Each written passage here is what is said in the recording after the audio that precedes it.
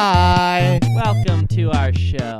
This is the greatest show on earth, and you're probably sitting there thinking, what the heck? I thought that was Lost. Well, listen. That used to It be. used to be Lost. Then, a little thing called better shows came along. The Island Shuffle. The Island Shuffle is our show, and it's better than Lost. We'll say it. We'll throw it down right now. I'll say it too. Our Yeah. show's better than Lost. Yeah. I watched a lot of Lost. Mm-hmm. And so we are certainly authorities on that subject. Wouldn't it be so embarrassing if this show, by like the end of it, just devolved into an awful, bizarro... Yeah, if there was like an alternate timeline podcast, Yeah, like somehow. Exactly. We sort of were not the show that we set out to be. Mm-hmm, mm-hmm. That would definitely be very embarrassing. But so far, we're still in that lightning hot season 2 or so of our show where Yeah. where people are still kind of like giving us the benefit of the doubt. Lightning hot. You know how lightning is hot. It is. I haven't touched it personally. Give it a shot. Give it a shot. My Scout's honor feels good. It is a thunderstorm outside right now. Is it? Yeah. Is I it? think I might go grab the old tinfoil suit and Yeah. see what we can see if we Yeah. can touch a little lightning. Tonight's the night we're touching some lightning. Hey, Tonight's the night. We're touching some lightning. Everybody loves this song. This is like a pop ballad version of an AC/DC song. Yeah. It is. Welcome to the Island Shuffle, the show where we talk about the show Lost And we watch it in a random in order. a random order, dictated by random.org. Random.org, a random number generator. I want to share with you a fun fact I learned at work today, apropos of nothing. I love it. I was testing an app that was designed to teach young children Swahili, Uh-huh. and I learned that the Swahili word for motorcycle is piki piki. That's just good. really funny. I just am glad that I have that knowledge now. Peeky peeky. Piki piki. This is what did we watch this week? That's really funny. I'm not gonna get that out of my head. No, you should. Peeky peeky. Welcome to my cursed life now. Wow. I'm always thinking about piki piki. Good for those kids. Yeah, I can see why they want to learn Swahili. they do, and you know what? I'm making sure that app is good enough for them. Peeky peeky. Um, We watched season 1, episode 21. yes. The Greater Good. Mm-hmm. This episode is in the prime of like Lost being a good show. It's, you know what? I'm gonna say it. This might be the best episode we've had in a long ass time. I think this might be the best episode we've ever had. It might be. It's legitimately like pretty top to bottom, just solid television. Yeah, there's a lot of good things going on here. Every scene has some sort of emotional weight to it. Mhm. Every action that takes place has some sort of emotional fallout. Mhm. And also, they deal with a sensitive issue, and it's not completely fucked the way that they deal with it. No, it's only a little fucked. It's I'd only say. a little fucked, as Yeah. it sort of has to be. Exactly.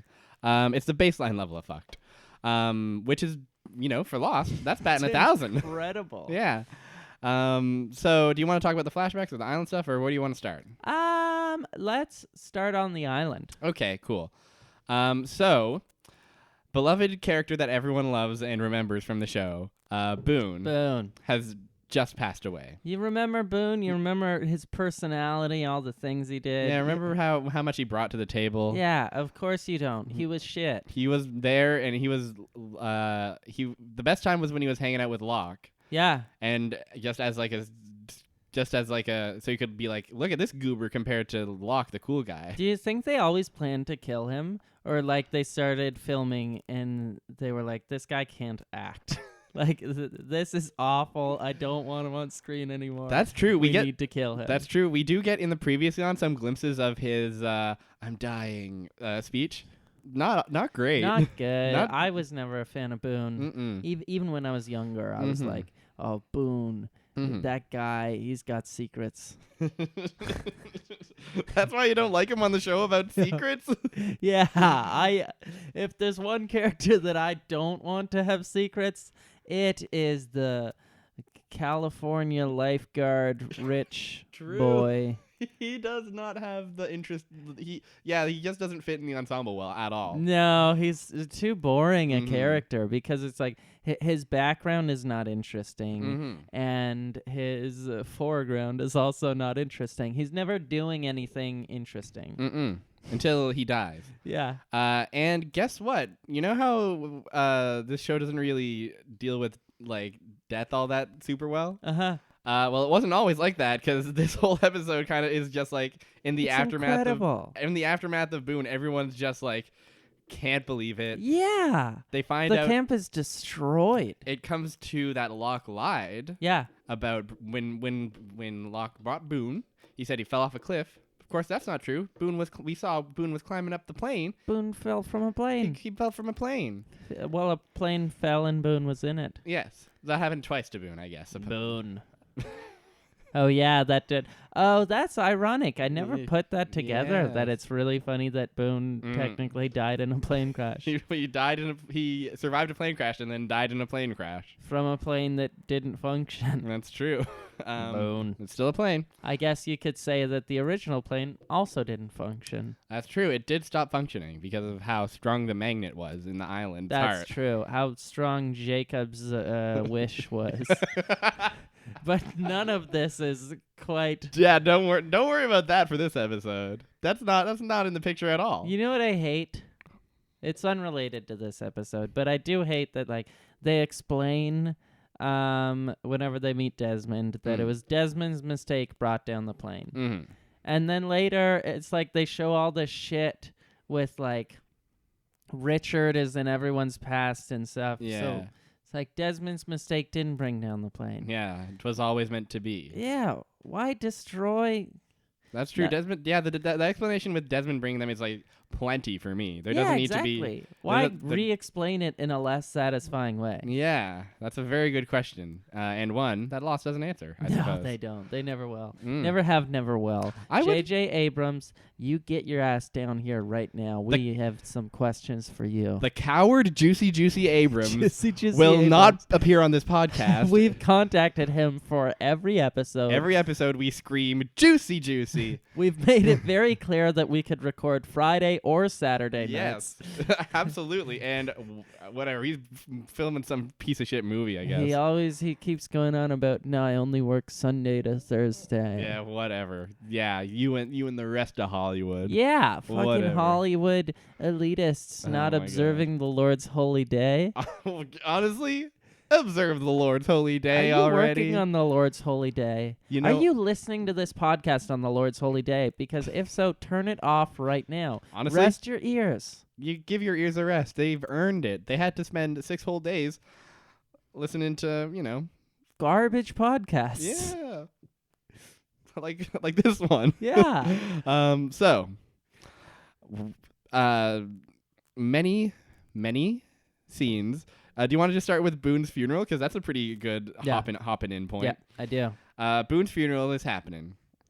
Everyone's all in a tizzy. Very sad. Very sad. They're upset. And Jack's kind of like, Shannon, you want to say a few words? And Shannon's just kind of like, nah, fam. She's just beside herself, as anyone would be. And Sayid, whom Shannon is dating, speaks up and does his best to eulogize the unremarkable Boone.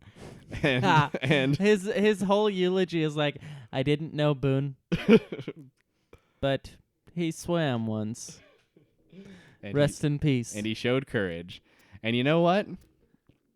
That's enough for everyone to start digging until who interrupts the funeral? John Locke and his bloody shirt walk into the funeral. Locke goes, "It was my fault. We found a plane, and it was in the... I lied, and I'm sorry, and I... And maybe if I should have tried to..." He starts like 18 sentences and can't finish any of them. Probably because he's realizing he showed up to the funeral soaked in the blood of the victim. We're not kidding. We're not kidding. When we say he's soaked in blood, he literally is wearing an undershirt that is comical. like the top from like half up is just drenched in blood. He is drenched in blood. And look, you're living on an island. You're hunting. Sometimes you get a little blood on you. Yeah. This is literally Boone's blood that he took from carrying Boone here so that he could die. That's it. At Boone's funeral. And because of him lying about it, Jack had misinformation when treating him, and it's heavily implied that maybe that had an impact on his death. Locke, it's just in poor taste. Locke, the blood shirt at the funeral, personally... I mean, really, any blood shirt is definitely in poor taste at a funeral, but it's like adding insult to injury. That specific blood shirt. It's like, yeah. I know sometimes you're going to a funeral and you're wearing a blood shirt from, one of your victims or something, and you don't have time to change. It happens. It happens to the best of us. Scheduling is hard. And people understand that sort of blood shirt situation, Mm-hmm. but you don't go to the funeral of the friend wearing the blood of that same friend. It's tacky. It's so tacky. It's been done before. What a faux pas. That's like, what are you in, PETA? Yeah. So Locke's really stepped in it this time. Yeah. And people are so upset with this fashion faux pas. And he tugs on his blood-soaked collar and goes, I guess I got a case of foot and mouth disease, huh? Oh, no. and Jack says, I've had enough of you, and fights him at the funeral. Oh, yeah, it's incredible. And this is what we're talking about, though, with... Like, they're actually handling death in an interesting way where, there is a fight at the funeral. Jack, tackles Locke and, chokes him and stuff, and it's incredible. Yeah, Locke has all of this for a character that we didn't even like. Yeah, Locke has to deal with the consequences of lying. Jack and the whole camp is distraught by this. Yeah. And everybody's, treating this like it's a really big deal. Remember when Charlie died and Hurley was sad about it for an episode, and that's pretty much it? That's it. Everyone just moves on so quickly. I don't even think Claire was that sad. No, because she had her baby. She had her baby. But Hurley did a sad cry. And then he just hung out with Locke for 4 more seasons. Mm-hmm. Yeah. Or not Locke. Okay, yeah, Locke. It was Locke. It was Locke. And Sawyer too. Mm-hmm. He hung out with the whole gang. Yeah, Hurley floats. Hurley goes from place to place without a care in the world. Gotta love that guy. I love that guy. Ah, Hurls. So Jack is on the warpath. Locke. Jack is looking for a blood shirt of his own. Locke kind of flees to the caves to wring out his blood-soaked shirt in front of a child. Jack is like, I'm on the warpath. I'm going after him right now. And everyone's like, you are fatigued. You were just up all night doing surgery on a dying Boone. You are pissed off. You need to chill. You're the one doctor on the island. You need to and that's another thing I like is that there's a real sense throughout this episode of this ensemble is together. They're playing off each other in goofy ways. Not goofy, but everyone is caring for each other in a way that you do not get in other seasons. The actions of one person have a consequence with the rest of the group in a sense. And everything is just tied together so much more neatly. Whereas, by season 4, everyone has just gone rogue. And you have people in the freighter, you have people in the town, you have people on the beach, you have people so separated. Yeah. You by the end of it, you have Miles, Sawyer, and the baby as a valid crew. Exactly. Miles, Sawyer, and the baby. No, I'm sorry, but that was never gonna work. I mean, speak for yourself. I personally wrote a lot of fanfic about the escapades they got. Adventures of Miles, Sawyer, and the baby. I love billing Miles first in that. He's most important. Yeah. I mean, Sawyer, our former protagonist. Now it's the baby. Now it's Sayid, I think, honestly. Oh, yeah. Sayid's good. We've had a lot of Sayid. It was Michael, unfortunately, for a while, but he has... thankfully scampered off into his little hole. Yeah, he's taking a step back to let Sayid take the reins for a bit. So... What else happened? Okay, a lot of things happen. It's kind of like... There's a lot of tension. It's just emotional. Just kind of things boiling over. Jack is exhausted. Yeah, and he's everyone's get some rest. And he's like, nope, I'm going after him right now. So Kate's solution to this problem is literally drug Jack. He's like, here, drink some water. And he's like, ugh, whatever. And what did you do to what me? did you do to me? Oh no, it's sleeping pills. It's sleeping pills. Pretty wild move. Pretty wild move. I was into it though. Mm-hmm. Jack goes to sleep and then he wakes up and is like a little bit better at everything. He's a little bit more chill, but he's also like, and Kate's like, here, I made you something, and Jack's like, what'd you put in this time? Chloroform. Oh yeah, He that gives was a fun little Gives him a little ribbon. quip. Ribbon about drugging. Jack doesn't make any jokes in this show. I know, he should crack more wise. He should crack wise. Look, if Jack's cracking wise, everyone's got a smile on their face. He's always just cracking skulls instead. He's cracking skulls for surgery purposes and for getting things done purposes. What if there was a character in the show with a motorcycle? Literally the sickest shit I could imagine. Yeah. I want a character on the island with a motorcycle. I don't want someone. No, that's what I'm yeah. saying. I want Not like in a flashback or something. Jacob would be better if he had a motorcycle. Yeah, exactly. I think I find a lot of Jacob's stuff kind of doesn't really fit.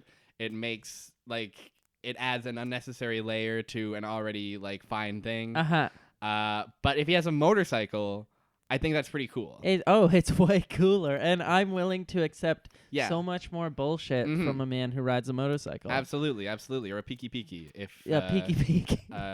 if you're in Swahili. A peeky. Um, So it's settled.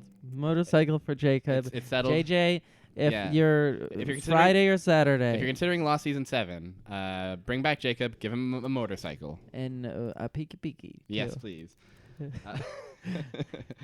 So here's what goes down.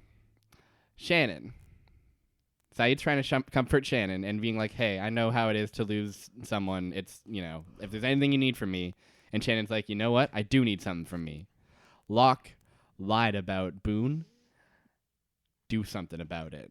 Shannon says, hey, Sayid, go fucking shake down Locke. Yeah.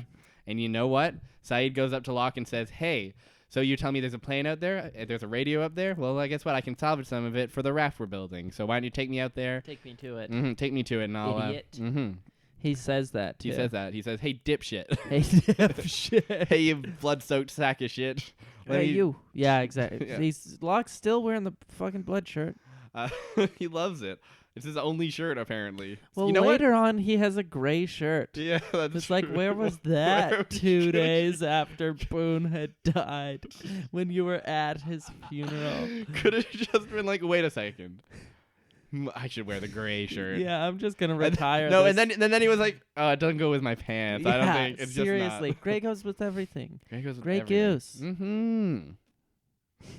I don't- That's the only great thing, I think. Gray goose. I saw a bottle today. What'd you think of it? A little expensive. Maybe lower the price a little bit. A very expensive vodka is pretty good, Yeah? turns out. I haven't had it. I had a friend who was very into Grey Goose back in my Ottawa days. Uh-huh. And I always enjoyed when he shared it with me because it tastes good. The goose. All right. Well, it's settled. It's settled. JJ, if you come, we will get the goose. We'll get the goose for JJ, I think. It's official. I'll do it on a Sunday. We'll do it on a Sunday if we can get the goose and we can get the JJ. And okay, JJ, Okay? you listening? Juicy Abrams. Juicy. Ride your little peeky over here. Goosey Abrams. Goosey, and we'll talk about season 7. How do you like that? Yeah, we'll hammer out the details. Just a brainstorming sesh. So, Sayid and Locke have this is kind of like the core of the episode, I feel like. Sayid and Locke kind of just go into the jungle to visit the plane, and they just kind of have a tete-a-tete. They're kind of scrapping with each other. Sayid's clearly interrogating Locke about what the deal is. Why'd you lie? What's really out here? What's the deal? And Locke's like, hey man, seems like you don't trust me very much. And Sayid's like, well, you lied a whole lot. And so yeah, you claim partial responsibility for Boone's death. So I got questions that I need answered. And it's a good scene. It's a great scene. great There's long tension. Scene. It's dynamic between two. I feel like there's not a lot of just Sayid and Locke. Yeah. And there's really not. And those are two really great high stakes characters. They're two of the most violent characters. Mm-hmm. So there's like just so much potential for things to go It really, awry. yeah, And they do. They do. Locke, is he's coming clean about the plane. Him and Boone found it and all that. He tells him about how he climbed up there. He had a his legs stopped working or whatever, and he says, and Sayid says, "Well, listen, I still don't really trust you." And Locke says, "Well, how's this for trust? Remember this on the previously on when you were making a transmitter to try to contact a signal, but then you got bonked in the back of the head and you woke up and all your stuff was broken. Guess what, bozo? That was me." That was me, idiot. And Sayid says, and Sayid, who up until now has been cool, calm and collected, and he's been tough, but he hasn't been anything too wacky. Yeah. Pulls out a gun, says, "Hey, buddy, listen up. I've got the gun and I took it from you, and here it is. Listen. Why'd you do it, bozo? Yeah, idiot. What are you talking about? You stopped us all from getting off the island, you goober." And Locke is like, well, I was just trying to do the right thing. I was trying to help us all because you guys were going after this message that just kept repeating the words, they all died, everybody's dead, and I thought that was a little bit scary. and eventually Sayid kind of calms down and is like, "What is the hatch?" And Locke says, "What?" And he says, Boone mentioned a hatch before he died. What was it?" And Locke, wily little fucker that he is. There's hatches on planes. I don't know. You know, the front hatch of the plane, the back hatch of the plane. I guess Boone just was talking about the hatch of a plane. And Sayid says, "Yeah, right," but puts his gun away. And that's that for now. He's like, "You don't die today, John. But I'll kill you someday. I'll kill you one day. One of these days, I'll kill you." And that's that. I believe, no, Sayid goes back to Shannon and says, "Listen, he's clearly hiding something, but I do believe it was truly an accident with Boone." He didn't try to kill Boone. He did not try to kill Boone. Which sort of endears Locke a bit less to me. I would have been very happy if he did intend to kill Boone because Boone was such an awful character. True. And he does intentionally do murders later, right? Yeah. So he loves to murder. He's a big time murder fan. He has murder in his heart. He has murder in his heart. But he didn't murder Boone. I mean, he had so much opportunity to murder Boone and didn't take it. So it's like, if he won't, I will. After a little while, that's how you start to feel. And then, thankfully, Boone fell out of a plane and we didn't have to watch his awful face anymore. But poor Boone. So Shannon says, "What? No, you don't get it. You just don't get it." Meanwhile, storms off. Meanwhile, Jack wakes up from being drugged and goes, "Oh no, the key is missing on my neck. The key to the chest with the only guns now." Gun key. At this stage, the amount of guns is something people are keeping track of. Yeah. And it's a big deal that that any given person has a gun. Yeah. It was a big deal that Locke was hiding a gun in the previous scene. Guns matter. Guns are very difficult to come by. Instead of just being something that Sawyer has. Guns, and also there's, I think, Sun has a key around her neck, and it's to a case of roses. And then if you put the two together, then Axl Rose will actually come out of the ground. He crawls out of a small pit. Well, that's the thing, is that ends up being, people say that they weren't thinking, that they didn't have the show planned out. That ends up being the entire stakes of the finale. That's sort of it, right? That's kind of it, is that they're both trying to combine them to see if Axl Rose really will come out. And he does crawl out, and then they do this weird, cross of worlds where Axl Rose, he looks ragged and old, and he's shorter than you would think he would be, and he's bald, and that's how Smeagol from Lord of the Rings is born. It really turns out to be the crossover event of the century. Of the century. The century. Truly. Last century there was one a little bit better, and next century there might be another one that's noteworthy. But I'm staking it. This century, no bigger crossover event than the finale of Lost, revealing that it was all a tie-in to not only Guns N' Roses but Lord of the Rings. Who knew that all of these things were working together? I mean, like people are like, they must have been planning this since the pilot. Boy, it goes way back. It goes back to the birth of Axl Rose. Yeah, it goes back to J.R.R. Tolkien. Yeah. I mean, hey, listen, it's true. The thing about it is it's all true and correct. But here's the thing. J.R.R. Tolkien. Yes. He goes by his first initials. It starts with J, and it also has double consonants after. J.J. Abrams. Double consonant starts with J, is an initial name. So the clues were there the whole time. And who else is in Guns N' Roses? JJ the jet plane. Is that real? That's completely, absolutely the fact. No, that's not real. This is all real. Who is JJ the jet plane? He's the triangle player. Oh no, you're pulling my leg. I'm pulling your leg. Oh my god, the Earth isn't flat. I really had you going there. We have a good YouTube video on our hands. Yeah, we're gonna really look out. The truth behind Lost Explained. It's Lost Finale Explained. Yeah, the name of yeah, the dude. video. Lost Finale Explained for real this time. For real. HD. Axl Rose. J.R.R. Tolkien. The truth. The truth. Guns N' Roses was an inside job.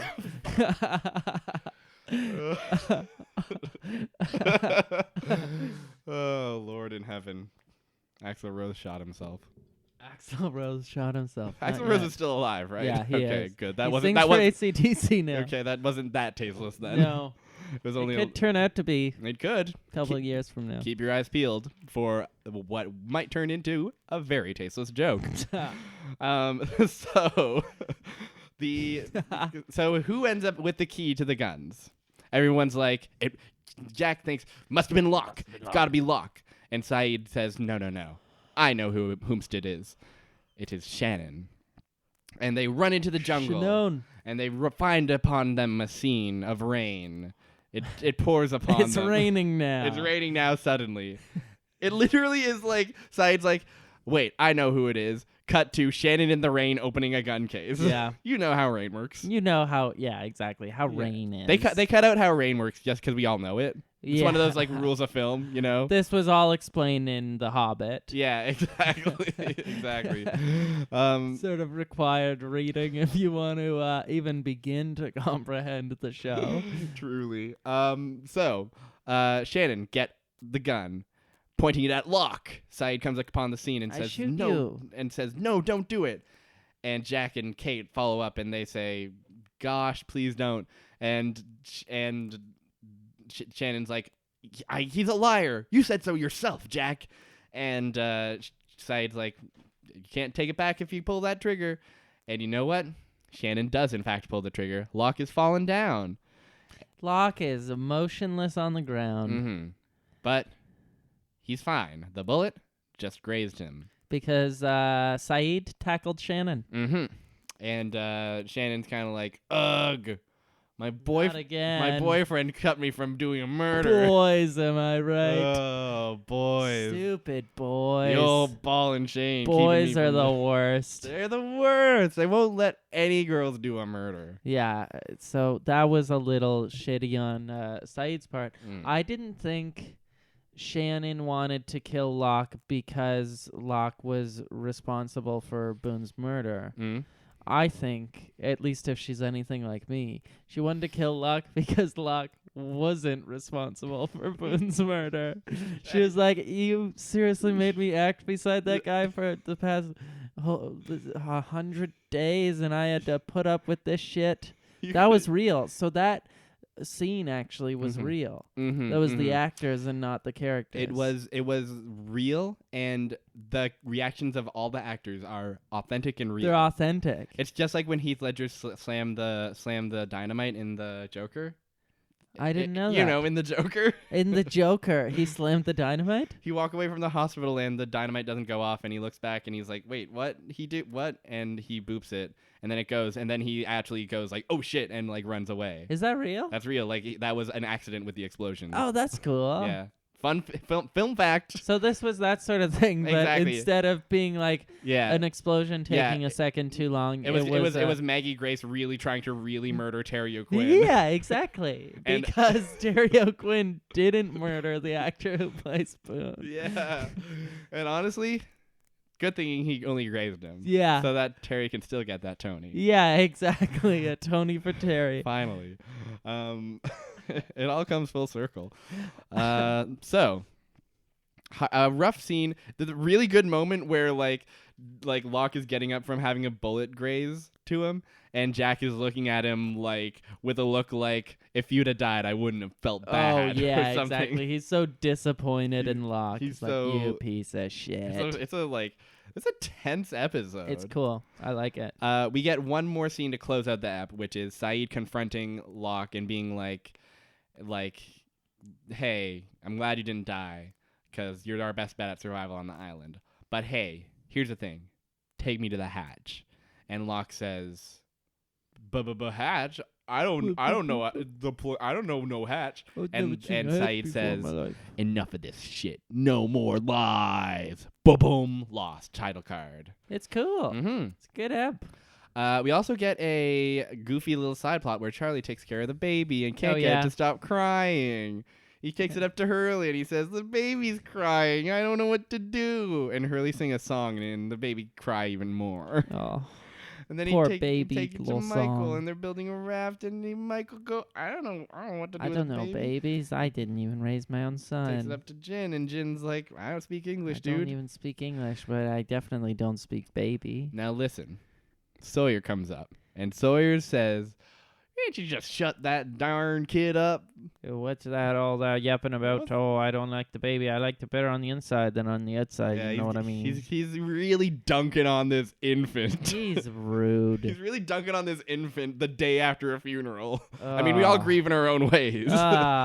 Just in poor taste. Honestly, that's worse than the blood shirt. Worse. Absolutely way worse. But I would be so much more angry at someone. Like, if there were two people in my life and it was my funeral, and one of the people showed up in a shirt covered in my blood at my funeral, another person just... I would be mad at that. Yeah, that's upsetting. But if someone the day after my funeral spoke ill of an infant, I would be livid.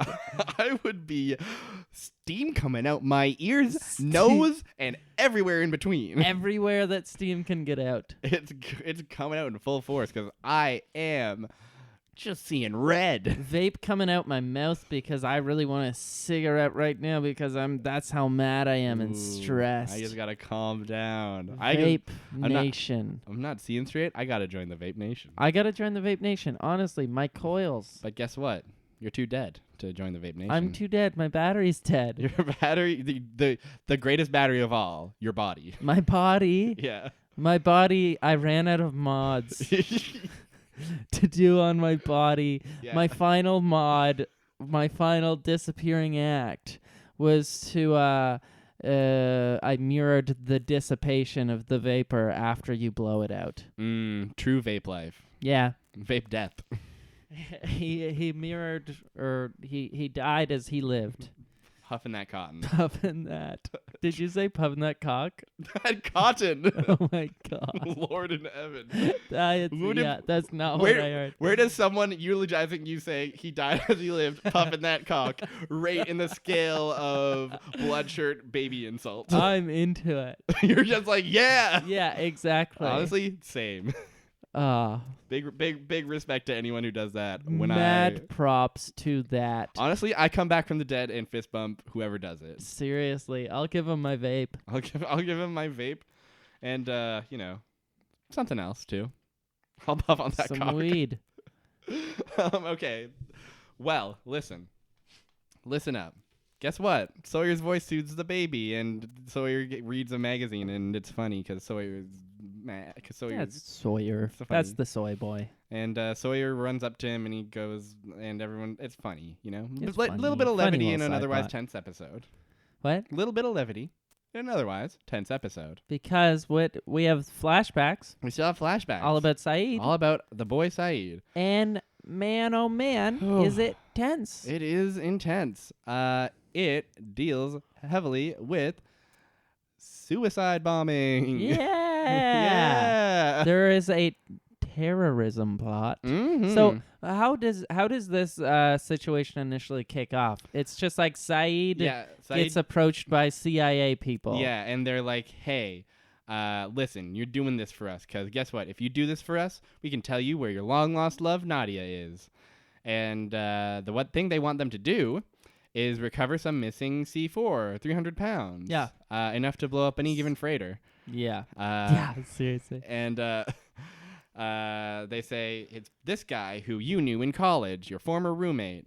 He's become part of this terrorism cell. They're going to do a terrorism on this day in Sydney. So listen, you get in touch with him, you hook up with him, and you tell us where the C4 is. So they go to a mosque, they meet up, and they're like, hey, guess what? We have some catching up to do. And they catch up, and they go back to his apartment, and they're playing Half-Life 1. Just like Half-Life 1. Just like the boys do. Smoking cigs, drinking beers. Playing some Half-Life 1. Just like back in college. Yeah, just like back in the day. Except back then, we were plotting how to cheat on the test. Oh, boy, this time, it's a little more complicated than that. It's a little more complicated. So Sayid is... Sayid's kind of like introducing himself to everybody and being like, oh, yeah, back in the day... Oh, I'm loving it in Sydney, boop-a-doo. But he looks in the smoke detector, and he does a James Bond-ass thing where he takes it and takes a bug out and dismantles it. Disbugs their home. Debugs their home. And he looks at them all and says, listen, what do you really get up to here? And they're all like, whoa. Who's this guy? This guy must be serious. How do you know about us? And the buddy is like, this guy used to be in the Republican Guard. He can help us out. Yeah. He's trustworthy. Mm-hmm. A soldier. Yeah. And I got soul, but... and so there's, like, I think a couple of scenes where the guy reveals, like, he's been chosen to carry out a suicide bombing. Yeah. Sayid's friend has been. Yeah, Sayid's friend has been chosen. And he says, I'm going to be a martyr, and I don't know if I can go through with it. And Sayid goes to the CIA guys, and he's like, listen, go for these other guys. Yeah. Because they know what you need. They know where it is. This guy's just some poor sucker who's in over his head.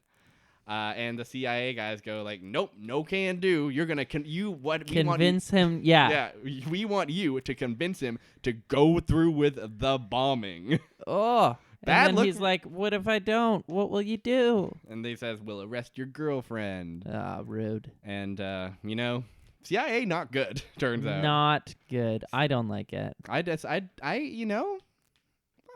came away from this episode not feeling too positive about the CIA. No, because what if I was in Sayid's situation? Exactly. Except I never would be, because I would never be profiled that way, because I'm True. super white. True. You know? The whole thing is sour. It's a tough pill to swallow, isn't it? This pill. We've talked before about how making the only brown guy super terrorism guy also is not necessarily the look that's aged the most well. Yeah. How very 2004 it is. How like at the time being having a semi-sympathetic eye towards like someone Iraqi. Yeah. Would be like, whoa. Oh yeah, never see was this. Like very progressive at the time. Exactly. But it definitely hasn't aged super well. That now it's like, oh yeah, like the only brown person you were able to utilize naturally is the Iraqi terrorist. Yeah. Former torturer. It ain't great. But, whatever. It is what it is. And it is worse in other episodes than this one, I'll say. Yeah, and I feel like the way that it like if you observe this in a vacuum a bit and take away like the social connotations of it, this whole flashback story does sort of play out as like a cool James Bond-esque story. Yeah, the central plot of it is still like intriguing enough, and there's like real tension there. Yeah. Where like Sayid goes through with convincing his friend to commit this horrible atrocity. Crazy. He comes to him with like doubts, and he's like, I don't know if I can do it. A lot of people are gonna die. And Sayid's like, well, listen, a lot of our people died too, you know. Yeah. And it's just like, Jesus Christ, you got a point, but shit. Yeah, no, it's like it's really tense. It's next level. Mm-hmm. It's like handled like I went into this episode ready to be like, oh boy, here comes the collar tugging. Yeah, and I didn't tug my collar that much. No, it was good. It was like exciting and scary, and I mean they problematized the whole thing too. So yeah. So then what happens? So they end up they agree to do it. They agree to do it. The day of has arrived. Yeah. They're sitting in a warehouse. A guy comes along and says, all right, here's your C4. Here's some uniforms. You know, your heroes. Drive the C4 truck around. Just give it a drive and, you know, do your best. And he takes off. And they're in the van. And once he leaves, Sayid says, listen, buddy, don't go through with this. The truth is, I'm with the CIA. I'm going to give you a 10 minutes head start before I call them.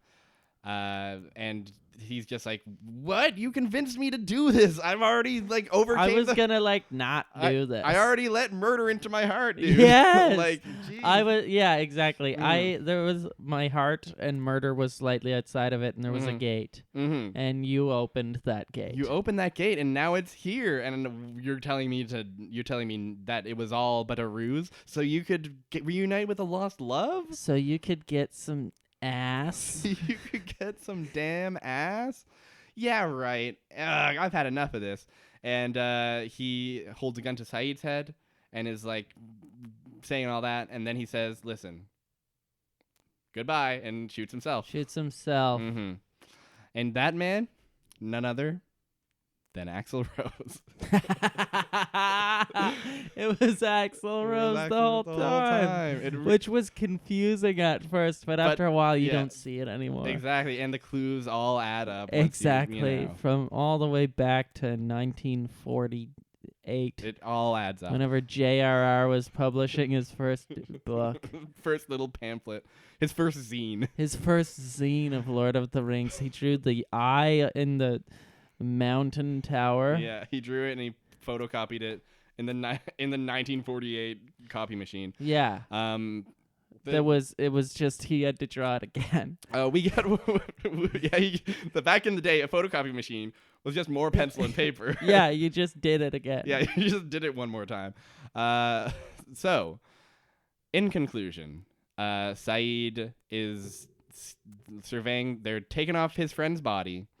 And he's resolving it with the CIA agents. He says, all right, you know, you held up your end of the bargain. Here's a ticket to Los Angeles. And your girl is in somewhere, D.C., I want to say, maybe. I don't know. Yeah. That sounds right. And here's where she is. And she's in Irvine, California. No, yes, it's Irvine, California. I don't know why I thought D.C.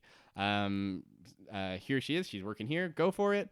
And Sayid says, what are they going to do with the body? And they're like, he's a terrorist. We don't give a fuck about the body. Yeah. We're the CIA. We convinced you to do him dirty. Yeah. We literally barely give a shit about this. Yeah. We like overthrow governments regularly. What do you think we care? And so the Sayid says, there's no one to claim the body.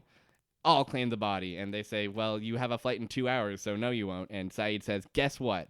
Change my flight to tomorrow. Because I got to claim my friend's body. I'm claiming the body. And guess what? That's how he ended up on old Flight 815. That's cool. That's a cool little tidbit. Yeah. I like that. That's the episode. Big episode. You might notice how little we trashed it. Yeah, we were pretty complimentary of it because it's a good-ass, tense-ass episode. I love it. I do think it was the best episode we've ever seen, honestly. I truly believe that it is the best episode of the show we've watched yet. This holds up as good television. It holds up to this day as good television. Even with the like semi-problematic shit, it still is like very, very entertaining top to bottom. The whole ensemble is playing off each other super well. Yeah. You have this sense of like... this is a community that is caring for each other in a way that you really don't get in a lot of like even like the next season, really. I feel like you know why I think it is so good Mm? is it's just right in that sweet spot, Mm. like before the show got too fucked up, but after they murdered Boone. Yes. That's exactly right. They cleared up all the issues, and it only lasted for a couple episodes. Yeah, this is the golden point. Post Boone, pre 108 minutes, we have to push a button. Yeah, exactly. Just right in the just the shining hour of Lost. Truly, I think there are 2 or 3 I think episodes there's in that. there's maybe a handful of episodes. The finale, I think. Yeah. But yeah, fantastic episode. Absolutely, really just like exciting and dramatic. Not garbage TV. Yeah, in fact, I'd say it's a good episode of television. I thought it was a great episode of television. I'd give that a 9. I'd give it a 9 too. Damn. I think in terms of general TV, I might go 8, but in terms of Lost, incredible. Yeah, incredible.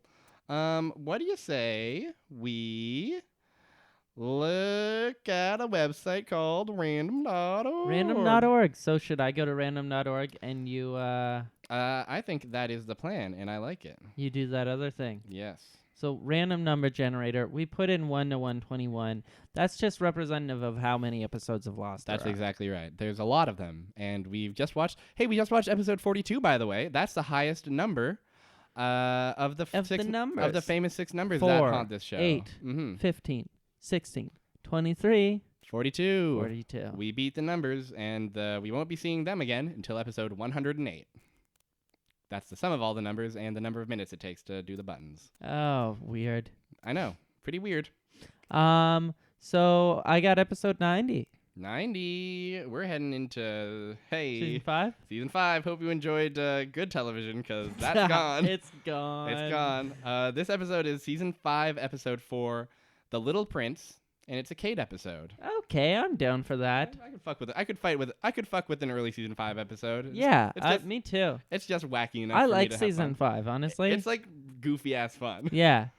Yeah, because it's so crazy. Season 6 is total garbage. Season 4, Season 4 is often garbage. Season 4, everything's too compartmentalized, and everything just feels like everything is happening all the time, and nothing really makes much sense. Yeah. But Season 5, it feels like it's fucked up, but I still get what's going on a little bit. Exactly. It feels like it's building to something wacky. Like everything, I think this will be too early for the Dharma shit. Yeah. But all the Dharma shit, I really do enjoy. I love the Dharma shit because you know what's going on. It's like, all right, they're trying to exist in this little town in the past. Yeah, exactly. And they stick out like sore thumbs, and it's funny. And will they get caught? What's gonna happen? Exactly. Look, Ben's a kid. Exactly. There's genuine. Sayid shoots a child. Sayid shoots a child. That's great. Another great Sayid moment. Classic Family Guy funny Sayid moments. It's weird stuff. It's just weird stuff. It's weird, wild stuff. Hey, you know what else is weird, wild stuff? What? This fucking podcast that we do is fucking crazy. Hell yeah. Thank you for listening. Thank you for listening. And James, thank you for doing it with me. Thank you for listening. Thank you for listening. Thank you for doing the show. And like we say at the end of every episode, I don't think we ever said our names. I've been Bean. I've been James. And like we say at the end of every episode, get lost. Hell yeah.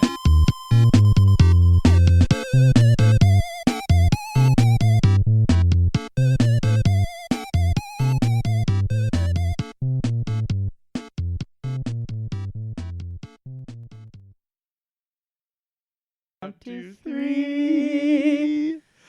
Stave it off. 1, 2, 3, and now you can count 2, 3. Key change. Stave it off. 1, 2, 3, and now you can count 2, 3. Homestar.